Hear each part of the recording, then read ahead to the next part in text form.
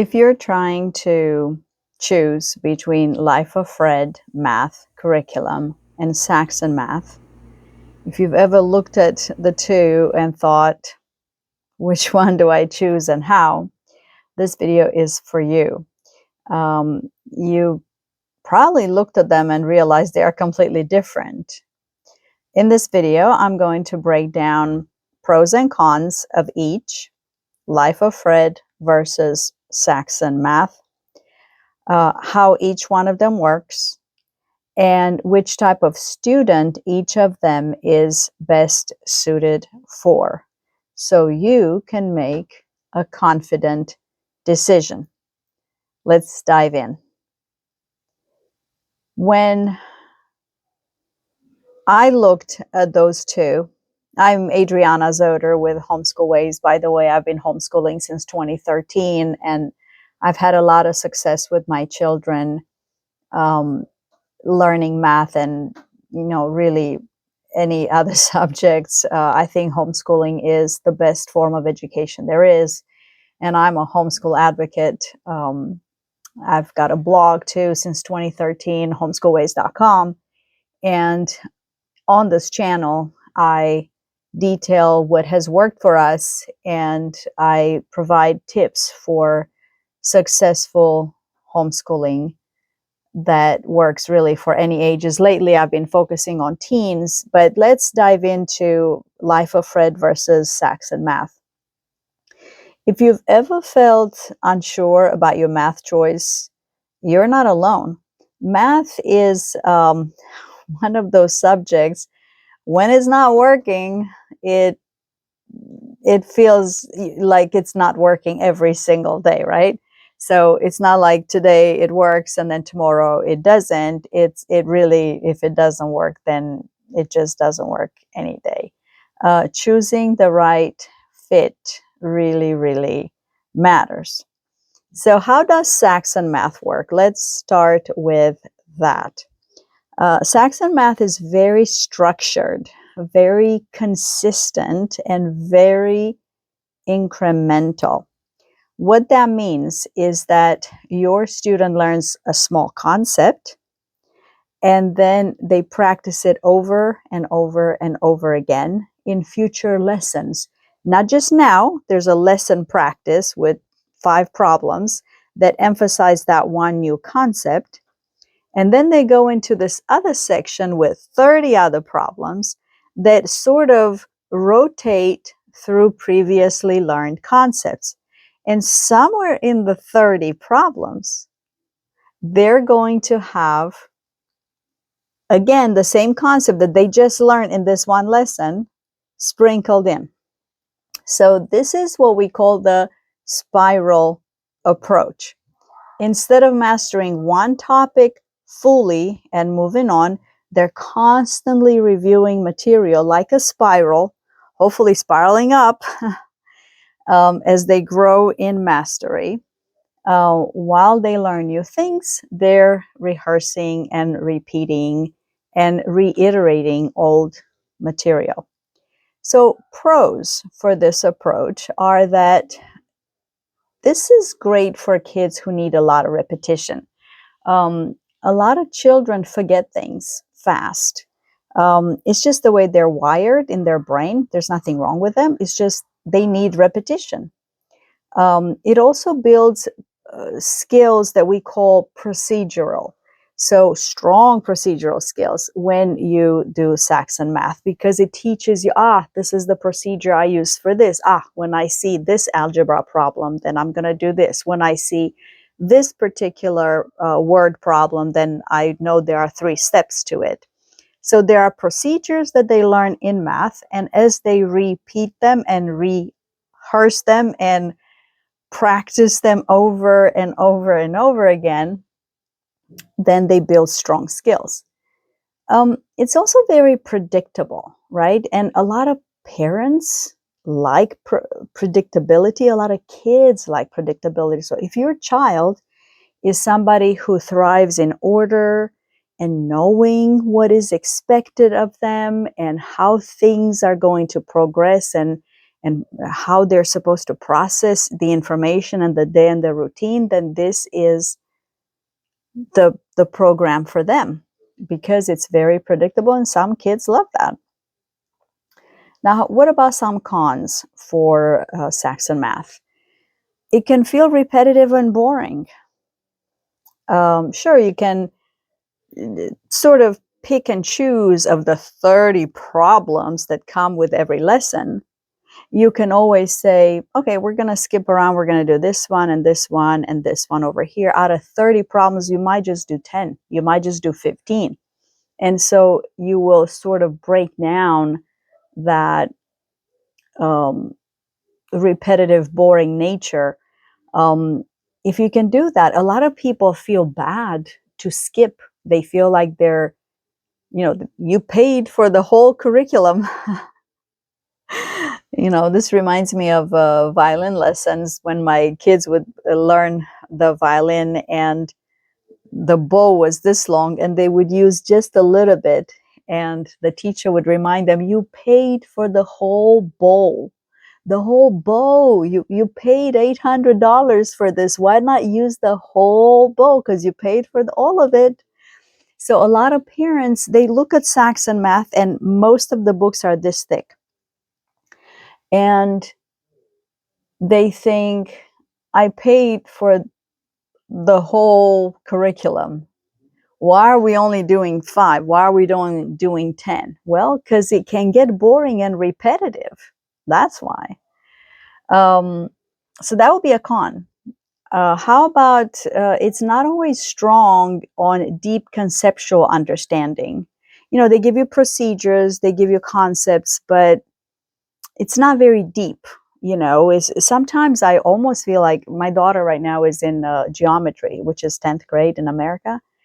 And of course, there's a lot of algebra mixed in because it's geometry on a higher level, and it's 2D and 3D objects, so we're doing a lot of cones and spheres and pyramids, and besides Pythagorean theorem and so on.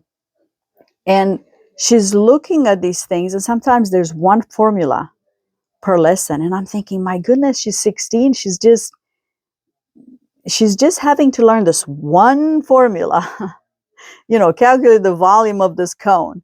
And then you have 5 problems about this one concept. So it's not very deep, so whereas the book is this thick, you've got one concept per lesson, and it's not very deep. So that's a con in my book. How about kids who get it very quickly? Kids who get math very quickly, they will get bored with Saxon math. It can be frustrating because they're like, okay, I've seen this already. I've done this enough. Can we please move on? So that is all I can say for now about Saxon math, other than to tell you I stayed away from it in K through 8 for my kids, because K through 7, because I just thought the books were too thick and they were scary. And I was like, we had Rice Star Math. That's what we did in K through 7. The Rice Star Math? No, I said that wrong. We started with Rice Star Math in kindergarten, 1st grade, and then we moved to Math Mammoth. Great curriculum. And that took us all the way through to the end of 7th grade. And then we switched to Saxon in 8th grade. And we've been keeping Saxon going through high school. And we like that. I think for older kids, Saxon is very good, at least in my experience. But now let's look at Life of Fred. Life of Fred is very, very different. Not just different from Saxon, it's just different from anything you've ever seen in math. It teaches math through, drum roll, stories. That's right. And it's not just any story. It's a very whimsical story about a boy named Fred who is 5 and in kindergarten, and yet he's a math professor. The math concepts are woven through the story. It's conceptual, it's creative, Did I say quirky and whimsical? Yes, it is. So here are some pros of Life of Fred. It's engaging for kids who hate traditional math. Okay, if you've got a kid that just absolutely comes to the table with tears or frustration and anger because they just can't handle traditional math where there's a formula, there's a lesson, there's a concept, and then we solve 7 problems or 20, with this particular, if they hate that kind of stuff, then Life of Fred is for them. How about it's less intimidating, you know, when your book is this thick and then you've got 10 others. So in the series that starts with apples, and they've got like butterflies, and then the C, D, E. Every volume is not so thick. It has some uh, little pictures in it, and very little handwriting, in terms of very little um, written exercise work, seat work, because it's about um, learning through a story, understanding the concept and how you can apply math in real life. It's a completely different approach to math. It helps the students. Here's another pro. It helps the students understand the lessons behind the math, right? Um, if your kid is one of those kids that wants to know, well, when will I ever learn this? When will I ever need to know this? When will I ever, another day in my life and I haven't applied algebra? If you've got that kind of child, instead of lecturing them on how algebra is everywhere, give them Life of Fred. And then it's built in. The author is a brilliant man, and there would be a lot to say about that. But it is a less intimidating curriculum that helps students understand what's behind the why behind the math. Now, here are some cons. There's not enough practice for some students. Some students need to drill more than others. There's nothing that says in 7 exercises your kid will understand subtraction with borrowing. There's nothing that says, there's no rule, right? So every child is different. Every child learns at their speed. And so for some students, Life of Fred does not provide enough practice. It can feel confusing without enough reinforcement. And parents often need to find extra problems, which means you paid for this and now you're scouring the internet for worksheets, and it's just not fair for the parent. And it always raises the question, have I done enough? Have I done enough? Then um, we've got to go to the key difference between Life of Fred and Saxon math. And this is your decision point. Saxon equals structure and repetition, right? Structure and repetition. Life of Fred is more about concept and curiosity. So really the question is not which one of these curricula is better, but what kind of learner is my child? I've said this in my previous videos several times. Sometimes we don't know to ask the right question. Life is all about asking questions and answering questions. But if you don't know to ask the right question, you're going to get the wrong answer every time. So what kind of learner is your child? And it's okay if you don't know. It really is. I have a friend who's just now pulling her kids out of public school. And she came to me for advice about curriculum, and we're talking about 2 different boys, and they're young, and I said, well, are they more visual? Are they more kinesthetic? I'm kind of thinking they're going to be more kinesthetic because they're boys. and they're young, you know, and she goes, I don't know what kind of learners my kids are. And do you blame her? I mean, she doesn't see them for 7, 8 hours a day. She has no idea how they learn something, right? So it's okay if you don't know what kind of learner your child is, but start spending time with them and notice, you know, do they need to move? Do they get bored easily if they're sitting in one spot? That means they need movement. They're probably kinesthetic. They are hands-on, like literal hands-on. Um, so choose your Saxon math if your child needs structure and routine, and some kids need that. They don't have to be autistic to need routine, right? Some kids just are naturally, their brain is organized, and so they need structure, they need routine, they need to know what is expected of them. So if you're resonating with what I'm saying, if this reminds you of one of your kids, then Saxon. If your kid benefits from repetition, okay, again and again and again, and they love it and they thrive on it and they learn this way, then they need Saxon.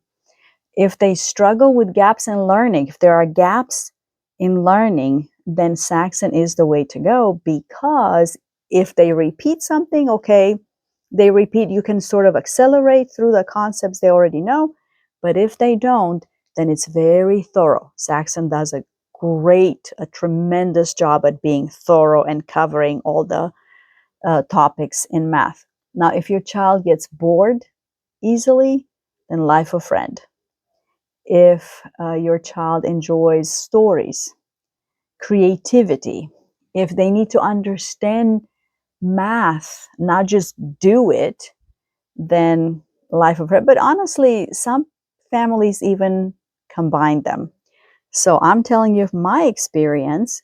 We did Rystar math briefly, Singapore math briefly, and then we dove into math mammoth, and we stuck with it for years. We liked it. We liked math mammoth.